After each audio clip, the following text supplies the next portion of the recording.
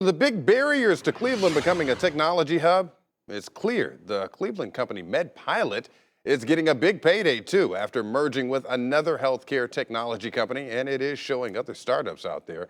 In the Great Lakes region, they do not have to be headquartered elsewhere to be successful. And in this News 5 original, Kevin Berry explains how this could help make Cleveland the tech hub it desires.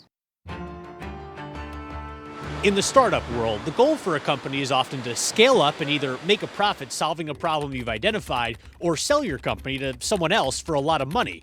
MedPilot and co-founder Matt Shapiro took the second option, announcing today they're combining their medical billing technology company with New York-based Vytalize. It was a significant win for our employees, our customers, our stakeholders, and definitely the city of Cleveland. They aren't talking about terms of the deal, but all of MedPilot's 35 Cleveland-based employees are staying on, becoming part of Vytalize's workforce. It's a good business move for both companies, but it also proves tech companies can have success in Cleveland, where Matt and his co-founders have already been selling their city to anyone who will listen, like Vytalize co-founder Ferris Gowie. I can't have a conversation with any of the leadership at MedPilot without Cleveland being like every other word. Ferris says Cleveland's already on the national landscape because of its medical organizations like the Cleveland Clinic and university hospitals. But what makes this such a big deal for Cleveland is that it's happening at a time when the city is trying to become a technology hub. Companies like Vytalize getting involved in Cleveland and coming in with technology and not just healthcare. That's the new face of Cleveland. The deal closed just days after Governor Mike DeWine announced Cleveland's new innovation district would bring $565 million of investment, promising 20,000 jobs over the next decade.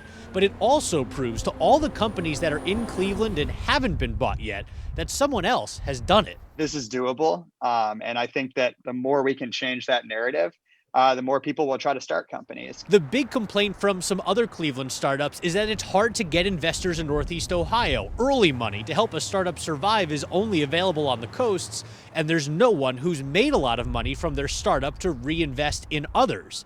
But now they can turn to somebody like Matt. As an entrepreneur, I think it's natural to invest where we see the most deals because they're not deals to us. They're just companies, they're fellow co-founders and entrepreneurs. He's already invested in some early stage companies, and he says he plans on continuing that work, encouraging other founders to take a risk that could pay off for them and all of Cleveland. And so you need to believe that there's a chance to have a successful exit. And so for us, we want to make sure we change that narrative. In Cleveland, I'm Kevin Barry, News 5.